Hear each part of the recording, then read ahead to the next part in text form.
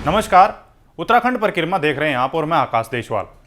आजकल कुछ नेता सनातन धर्म पर जमकर राजनीति कर रहे हैं और इतना ही नहीं, सनातन धर्म को बदनाम करने की, अपमानित करने की संख्या में लगातार बढ़ोतरी हो रही है।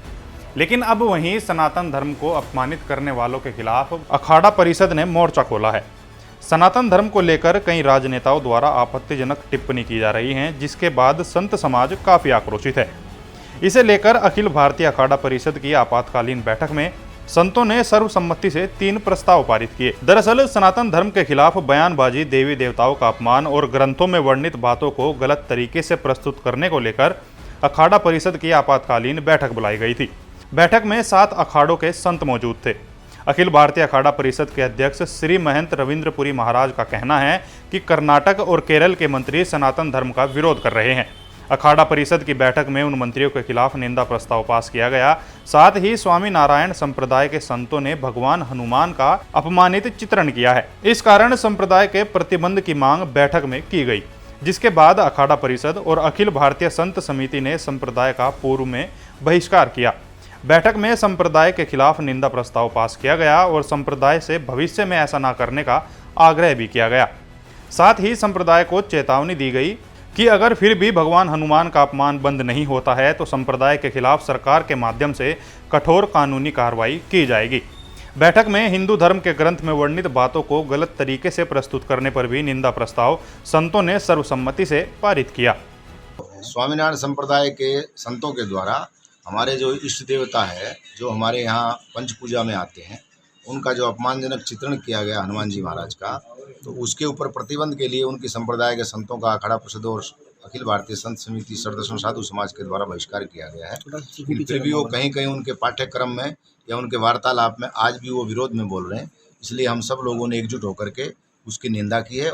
वहीं श्री पंचायती बड़ा उदासीन अखाड़े के महामंडलेश्वर स्वामी हरि चेतानंद महाराज का कहना है कि आज सनातन धर्म को अपमानित करने की कोशिश की जा रही है। इसके साथ ही देवी देवताओं का अपमान भी किया जा रहा है। एक बहुत बड़ा षड्यंत्र सनातन धर्म के लिए किया जा रहा है, मगर सनातन धर्म अनादि है। इनका कहना है कि सनातन धर्म का अपमान करने वालों के लिए सख्त कानून बनना चाहिए, जिससे वह व्यक्ति तत्काल दंडित हो, नहीं तो 100 करोड़ सनातन लोग इसको बर्दाश्त नहीं करेंगे।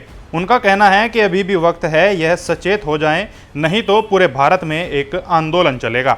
जो संजीवनी है, संजीवनी को जहर कहना, इसके लिए तो एक कानून बनना चाहिए। जो भी इस तरह की कुचेष्टा करे उसको तत्काल दंडित करना चाहिए। 100 करोड़ हिंदू इसको बर्दाश्त नहीं करेगा।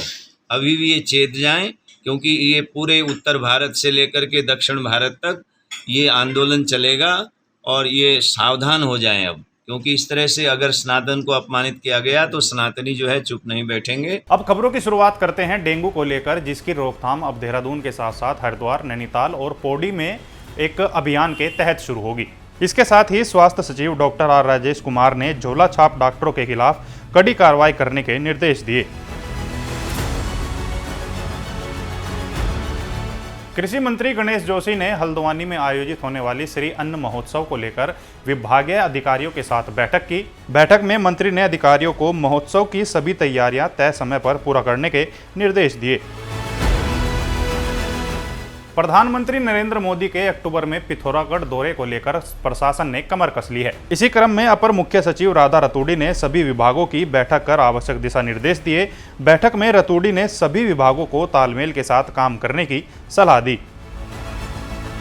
उत्तराखंड में 4 धाम की यात्रा शुरू हुए लगभग 5 महीने बीत गए और इन 5 महीनों में 40 लाख से भी अधिक श्रद्धालुओं ने दर्शन किए। बद्री केदार समिति के अध्यक्ष अजेंद्र अजय ने बताया कि गत वर्षों से तुलना करें तो इस बार तीर्थयात्री अधिक रहे। इस वर्ष मानसून सत्र में भी जो तीर्थयात्री श्रद्धालुओं की संख्या रही है वो अधिक रही है और अभी जैसा मानसून का असर कमज़ोर होता दिख रहा है तो उसके बाद श्रद्धालुओं तीर्थयात्रियों की संख्या बढ़ने लगी है।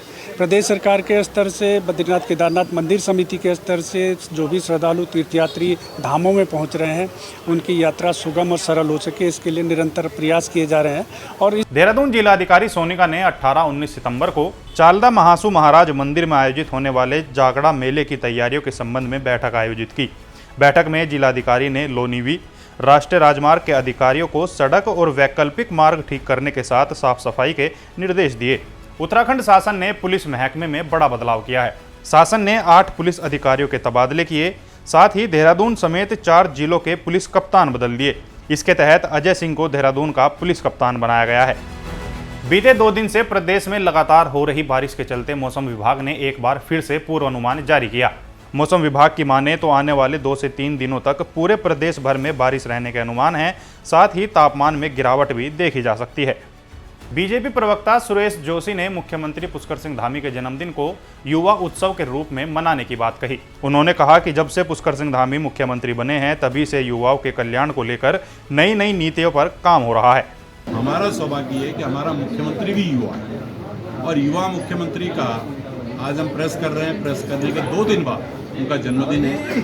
तो जिस तरह से युवा मुख्यमंत्री जी ने युवाओं के बारे में सोचा है, ये अपने आप में एक उत्तराखंड के अंदर एक बड़ा उदाहरण है कि जब से पुष्कर सिंह धामी मुख्यमंत्री बने हैं, हर पल हर क्षण कैसे उत्तराखंड की युवा शक्ति को रोजगार दिया जाए, कैसे युवा शक्ति को काम दिया जाए, उस काम पे वो लगे हैं। और उसका परिणाम आज आपके सामने है कि सरकारी क्षेत्र में इन 23 वर्षों में पहली बार इतने कम समय पे इतने रोजगार सृजित हो करके नियुक्ति पत्र मिले हैं। ये बहुत बड़ी बात है। इसलिए मैं आपके माध्यम से मुख्यमंत्री जी को उनके जन्मदिन की भी बधाई देता हूं और उनके जन्मदिन को हम एक युवा मुख्यमंत्री के जन्मदिन के रूप में 16 तारीख को मनाएंगे। मानसून सत्र में पेश हुई सीएजी रिपोर्ट में 2005 से 2022 तक बिना विधानसभा की मंजूरी के 47,758 करोड़ का बजट खर्च करने का खुलासा हुआ था, जिसे लेकर आम आदमी पार्टी के प्रदेश संगठन समन्वयक ज्योत सिंह बिष्ट ने उत्तराखंड की सरकारों पर आरोप लगाया। ज्योत सिंह बिष्ट की मांग है कि इस मामले पर सीबीआई से जांच कराई जाए। भारतीय जनता पार्टी की सरकार घोटालों में लिप्त है। सीएजी ने एक दूसरी रिपोर्ट इसी मानसून सत्र में बुधवार के दिन जो सदन में पेश की, सदन के पटल पर वो रिपोर्ट रखी गई। उस रिपोर्ट में ये बताया गया कि वर्ष 2005 से लेकर के वर्ष 2021 तक 47,758 करोड़ रुपए का वित्तीय अनियमितता हुई है। मतलब ये 47,758 करोड़ रुपए जो खर्च किए गए, इसको खर्च करने के लिए विधानसभा से कोई स्वीकृति नहीं ली गई है। उत्तराखंड में बीजेपी मुख्यमंत्री पुष्कर सिंह धामी के जन्म दिवस को युवा संकल्प दिवस के रूप में मनाएगी। 16 सितंबर को इसके तहत प्रदेश भर में धार्मिक व खेल कार्यक्रम आयोजित किए जाएंगे। प्रदेश मीडिया प्रभारी मनवीर सिंह चौहान ने बताया कि सीएम के जन्मदिन पर भजन कीर्तन, हनुमान चालीसा के साथ मैराथन दौड़ कराई जाएगी। भारतीय जनता पार्टी के द्वारा हमारे यशस्वी मुख्यमंत्री माननीय पुष्कर सिंह धामी जी के जन्म दिवस 16 सितंबर के शुभ अवसर पर इस दिन को प्रदेश के अंदर युवा संकल्प दिवस के रूप में मनाने जा रही है। और इस अवसर पर भारतीय जनता पार्टी युवा मोर्चे के द्वारा सभी जनपद मुख्यालयों में मैराथन दौड़ का आयोजन रखा गया है। और साथ ही महिला मोर्चे के द्वारा पूरे प्रदेश भर में मंदिरों में भजन कीर्तन और हनुमान चालीसा का पाठ आयोजन किया जाएगा। 2016 में लागू खेल अवस्थापना दिवस की कठिन नीति में अब संशोधन किया जाएगा। इसे लेकर खेल मंत्री रेखा आर्या ने कहा कि अब खेल अवस्थापना विकास पर सरकार सब्सिडी बढ़ाने जा रही है, जिससे खेल व खिलाड़ियों को लाभ मिलेगा। कोई भी संस्थाएं, कोई भी व्यक्ति जो कि स्पोर्ट्स एकेडमी खोलना चाहे, पहाड़ी जनपदों में खोलना चाहे, तो हम उनको 80-75% सब्सिडी हम देंगे। मैदानी जनपद में खोलना चाहे तो हम 60% सब्सिडी देंगे। तो इस प्रकार का विभाग एक प्रस्ताव तैयार कर रहा है ताकि हमारे खिलाड़ियों को जो है उनके प्रशिक्षण के लिए अच्छे कोच उनको मिल सके, अच्छी सुविधाएं उनको मिल सके। तो एक एकेडमीज़ को बढ़ावा देने के दृष्टिकोण से विभाग ये प्रस्ताव तैयार कर रहा है। मैं उम्मीद करती हूँ कि हम सब लोग इस प्रयास में हैं कि जल्द से जल्द ये मूर्त रूप ले ताकि हमारे खिलाड़ियों को उत्तराखंड से बाहर रुख न करना पड़े। लश्कर पुलिस ने कलागांव में युवक की आत्महत्या के मामले में प्रेमिका पर मुकदमा दर्ज किया है। मृतक के चचेरे भाई ने पुलिस को तहरीर देकर प्रेमिका पर आत्महत्या को उकसाने का आरोप लगाया था। युवक ने 2 दिन पहले प्रेमिका के घर पर जाकर फांसी लगाई थी। नैनीताल जिलाधिकारी वंदना सिंह ने स्वास्थ्य विभाग के अधिकारियों के साथ बैठक कर गोलापार हल्द्वानी क्षेत्र में अभियान के तहत घर घर जाकर डेंगू लार्वा और मलेरिया के बचाव हेतु साफ सफाई के साथ फॉगिंग कराने के निर्देश दिए। नगर निगम है हल्द्वानी में और अन्य नगर पालिकाएं हैं, उनको स्वास्थ्य विभाग के समन्वय से घर घर डेंगू का लार्वा चेक करने का अभियान सभी वार्डों में चलाया जाना है।